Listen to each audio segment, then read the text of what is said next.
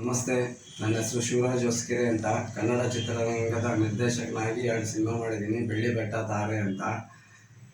ಯುಗಾದಿ ಈ ಹೊಸ ವರ್ಷದ್ದು ದಿನಾಂಕ 19/3/2026 ಇವತ್ತಿನ ದಿನ ಈ ಒಂದು 10 ಕಾಲಿನಲ್ಲಿ ಈ ಒಂದು ಸಂವತ್ಸರ ಎಲ್ಲರಿಗೂ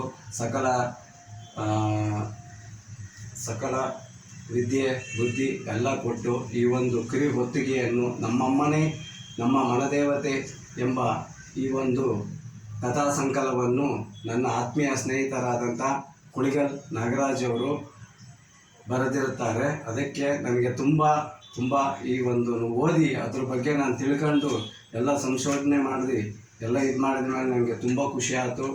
ಡಾಕ್ಟರ್ ದೊಡ್ಡರಂಗೇಗೌಡರು ಸಹ ಇದನ್ನು ಓದಿ ಮೆಚ್ಚಿ ಅವರು ಸಹ ಮುನ್ನುಡಿ ಬರೆದಿದ್ದಾರೆ. ಅವ್ರಿಗೆಲ್ಲ ಒಳ್ಳೆಯದಾಗಲಿ. ಆಮೇಲೆ ನಾಡಿನ ಜನತೆಗೆ ಯುಗಾದಿ ಹಬ್ಬದ ಹಾರ್ದಿಕ ಶುಭಾಶಯಗಳನ್ನು ಕೋರುತ್ತಾ, ನಮ್ಮ ಮನದೇವತೆ ಅಂದರೆ ನಾಗರಾಜು ಅವ್ರ ತಾಯಿ ಬಗ್ಗೆ ಎಷ್ಟು ಒಂದು ಗೌರವ ಪ್ರೀತಿ ಇಟ್ಕೊಂಡು ಈ ಪುಸ್ತಕ ಬರೆದವ್ರೆ ಅಂದರೆ ನಾವೇ ಓದ್ತಾ ಇದ್ರೂ ಸಹ ನಮಗೆ ಕಣ್ಣಲ್ಲಿ ನೀರು ಬರುತ್ತೆ.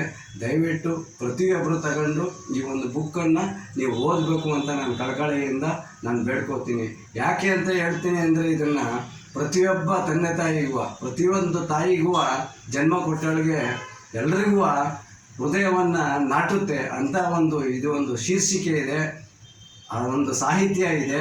ಅದಕ್ಕೋಸ್ಕರನ ಪ್ರತಿಯೊಬ್ಬರು ಓದಬೇಕಿದನ್ನು ಅಂತ ಹೇಳಿ ಕಳಕಳಿಯಿಂದ ಬೇಡ್ಕೋತೀನಿ.